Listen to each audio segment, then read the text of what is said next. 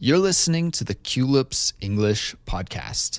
To download the study guide for this episode, which includes the transcript, detailed vocabulary explanations, real-world examples, and a quiz, visit our website, culips.com. Culips.com. Hey everyone, how is it going? My name is Andrew and you are tuned in to Culips.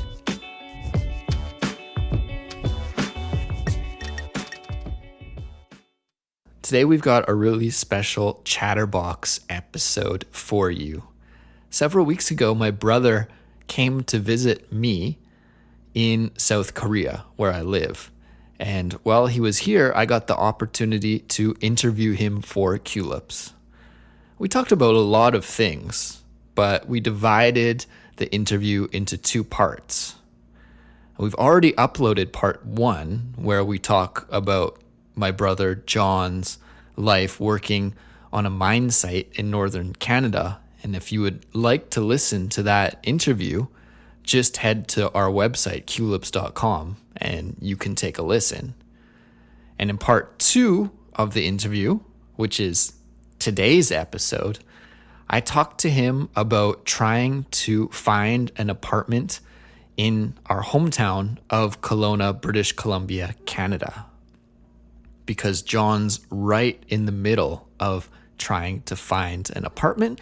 So I thought this would be an awesome opportunity to talk about what the process is like from start to finish when you try to find a place to live in Canada. We'll get to the interview in just a moment, but right before we do, I want to take the opportunity to remind you that we have a study guide for this episode. And if you'd like to download it, all you have to do is visit our website, culips.com. In the study guide, you get a lot of awesome things like a transcript, vocabulary explanations, so you can learn how to use all the natural slang and idioms and phrasal verbs and this type of vocabulary that you hear on Culips. There's also examples of how to use this vocabulary in a real-world context.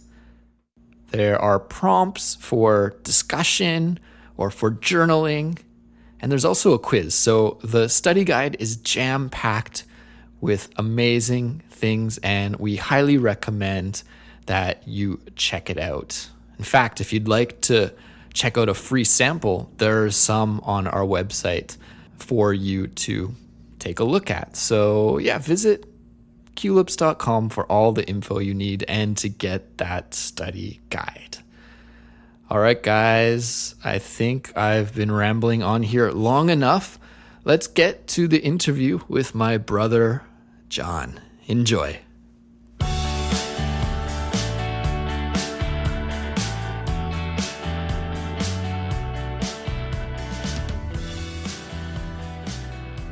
Johnny. Andrew. Welcome back to Culips. Thanks for having me again.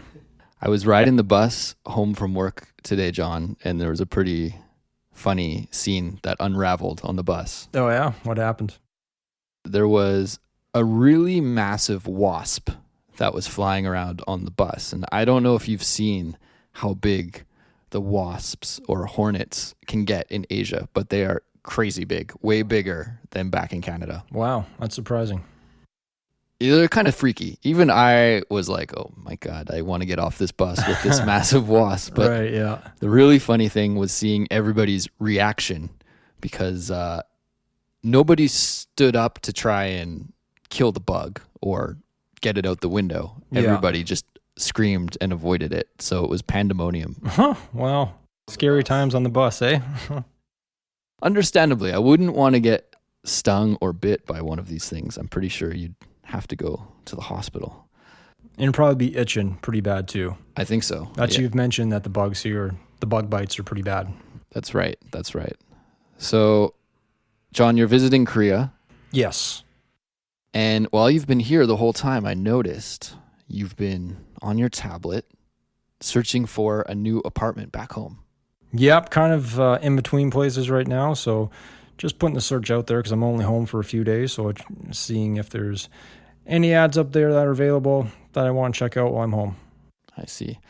In between places. So in between places, what does this mean? Well, the last two places I lived at kind of had to move out. There were some circumstances that presented itself, and I kind of had to move. So I haven't found a permanent place since. I've kind of been staying in Airbnbs and traveling around. So I'm trying to find a permanent residence again. Right. So if you're in between places, it just means that you don't really have a home. Don't have a permanent place, yeah. Yeah, you're kind of transient. Not homeless, but Mobile. Okay, that's a good word. Yeah. So today, John, I wanted to talk to you about the process of finding an apartment. Actually, I haven't had to look for an apartment for a while in Canada, and with the internet these days, everything changes every year. It seems like there's a new website or a new service to use when you're looking for an apartment to live in. So I thought I should ask you about it because you're in the thick of it right now. You're in the middle of doing this. In the process, yes. All right. So how do you do this then? What kind of website or what service are you using? Do you look in a newspaper?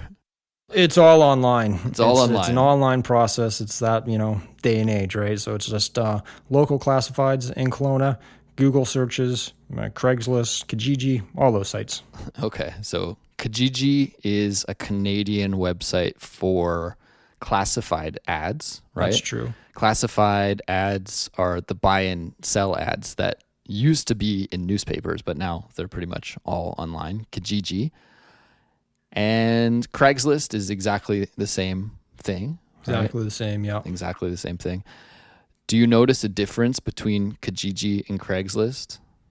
Not really. They operate very similar. Mm-hmm. Same structure. I would say there's probably more activity on Kijiji because Craigslist was kind of the first to market. So I think people have kind of switched over to Kijiji. Okay. So I'd say that it's a little more competitive on Kijiji. All right. And so you're looking to live in Kelowna, our hometown, which is a city of about 150,000-ish people, right? Yeah, that's a good medium-sized Canadian city. Yeah. What's the housing market there like these days, or the rental housing market? Is there a lot of places to rent, or are there many vacancies? What's it looking like? Well, it's pretty expensive, so it depends on your price range. If you got a lot of money to burn, you could find a place. But I'd say it's pretty competitive right now and not a very high vacancy rate. Not a high vacancy rate, so not too many places. If you check in the morning when you wake up, how many new ads are you likely to see? 3 to 4. 3 to 4, okay. And then I'm also finding that lots of people's ads have expired, and then they're just recirculating them back onto the front of the homepage search. Okay. Yeah, I actually follow the Reddit page for Kelowna, and this is a common complaint that I see on the Reddit page. Oh, Kelowna's too expensive. Right. I can't find a place to live. Yeah. And this seems to be a big problem there. It is, yeah. It's a growing concern. You kind of start to think, well, maybe I should move to a different town or something like that. But right. I'm not quite there yet. I'm thinking of it, but we'll see what happens over the next month or so, see if there's any places that come up. And another complaint is that it's next to impossible to find an apartment to live in if you have a special circumstance, like maybe you have a pet, or maybe you smoke, right. Or maybe you have children. Yeah.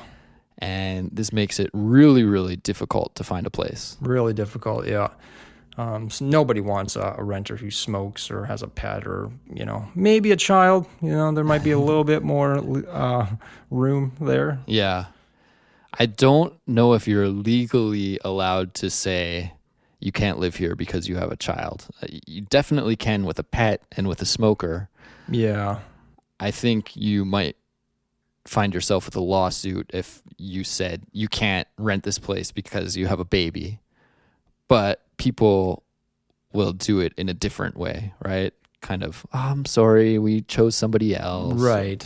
They won't You can't flat prove out that there was like discrimination. discrimination. Yeah. Yeah. Okay. So what about prices? Of course, you said that if you have a lot of money, there's high-end units available, and that just makes sense. You know, if you're rich, you can buy whatever you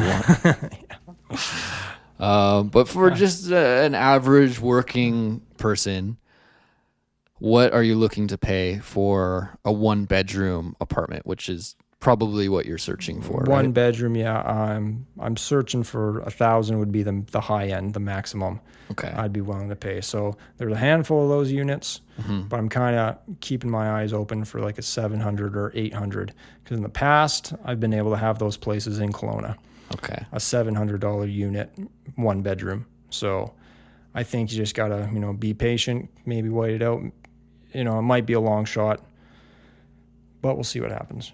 Right. So if your budget is only $700 or $800 a month, it could be pretty difficult to find a place to live then. Sounds like you have to really wait for those units to come online and then jump on them right away. Right, yeah. Huh. And then, but sometimes there's cheaper units because they're looking for someone that maybe works out of town like I do or is just quiet or single. Right. So there's a few things going on there. Right. So that's, again, another thing that you could be discriminated against if your personality is really loud, or maybe if you look a certain way, if you look like you're a party animal or a punk rocker. Right. This might not work in your favor. Right. Especially because Kelowna is such a town filled with elderly people. Yeah. And they have these true. ideas that if you look a certain way, you might act a certain way, which of course is ridiculous, but that's a story for a different episode. So we'll wrap up here in a second, but just quickly, let's talk about the process of renting a place. So let's say you find an apartment you want. What's the next step? You contact the landlord. Contact the landlord. The landlord is the owner or the property manager. Yeah. So you contact them. Yep. Email or text or phone call. Yep. And then just tell them you're interested and try to set up a viewing. That's what I try to do because you just want to see the place, right? Because maybe you don't like it or something. So you don't want to go too far of an interview process. You just want to view the unit. Right. Yeah. You don't want to waste your time or their time. Exactly. And so let's say you like the place, and what's the next step if you're satisfied? Fill out the application, give them some references, and then it's up to the landlord. They, call your references, your employer, your previous landlords, and they inquire about you and your tenancies and stuff like that. Mm-hmm. And then they phone you and say the unit's either available for you or you're declined. And then you make up your decision, pay them the deposit, which is usually half month's rent. Okay. And then sign the lease and you're on your way. And a standard lease is 1 year? 1 year, month to month. 1 year or month to month? Yeah. Which do you prefer? Right now, I think I'd go with the 1 year. Okay. Because then it locks it in for a year, So you don't have to worry about the landlord changing their mind or something and then find yourself without a place. So it's kind of nice to get that 1 year lease locked in. You have the security. Yes. Okay, last question, and that is, could you give us a brief rundown of the types of units that are on the market? So I've been using the word apartment, but really there are many different types of housing situations for renters, right? There's apartment, which is kind of the classic unit in a building with many other apartments that you think of. Mm-hmm. But in a town like Kelowna, actually, this is not super common, is it? No, it's changing. There's lots of newer apartments getting built, but what I'm looking for usually is a basement suite apartment or a partial unit of a house. Okay, so a basement suite apartment, which is simply a house where the owner has converted the basement into a livable space. Yes, that's correct. So it has its own kitchen and entrance and bathrooms and everything. What's the advantage of that? Why would you look for that over an apartment, a regular apartment? They're generally cheaper. That's probably the biggest thing in my case. Also, I guess there's parking usually, maybe access to a backyard or some green space, perhaps. Yeah, that's true, yeah. Yeah, and then you're not having to go up and down elevators. Right. Or if you're moving furniture, it's not as much of a hassle as taking it all the way down a hallway and then around a tight corner or something like that. On the downside, it's much easier to break into. Yeah, probably. It's just the front door, right? You just get Right. to the front door. As apartments, there's a couple of doors. Right. Or you could be on the 25th floor in an apartment building, and it's unlikely a burglar would steal all of your precious possessions from the 25th story. Yeah. Going down the elevator each time. Yeah, that's true. Okay, so there's basement suite, apartment, anything else? There's carriage houses. Carriage house. Okay, what's a carriage house? It's when there's a small house in the backyard of somebody's house. Right. So it's just like our sister lives in one kind of, Yeah. It's just a small little unit they have in their backyard. Exactly. So these are actually pretty cute, cool houses. Yeah. Carriage house, anything else? No, I would just say Condo? condo. It's kind of the same as an apartment. Yeah. A townhouse, but those are usually larger units. Yeah, more for a family. Yeah. Yeah, but that's another popular rental unit is a townhouse, and that's just a house that's connected to another house, right? That's true, yeah. It's not a individual freestanding unit. It's connected to other houses. Connected, yeah. Sometimes you see the words duplex, which is 2 units together, or fourplex, 4 units together. Do they have a triplex? I think so. I think there's triplexes out there. When you're looking at a classified ad online, you'll see these words duplex, triplex, fourplex. Right, it's how they organize it. Cool, John. Well, good luck with your housing search. If you get a nice place, let us know, and I'll come back and do a report on, how the search went. that sounds good. Okay. Thank you. We'll see you then. Okay.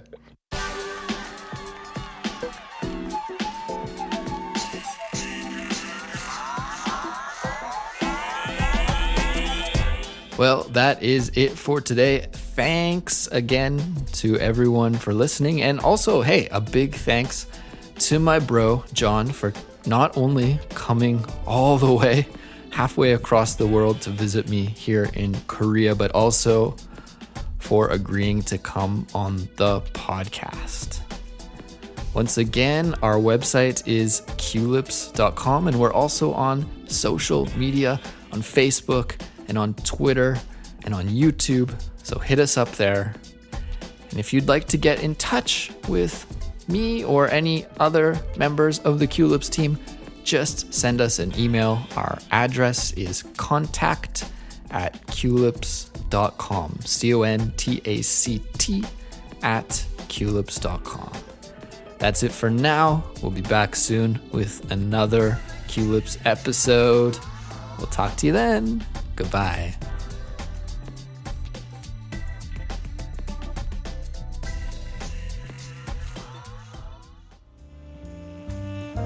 Have you signed up for the Culips newsletter?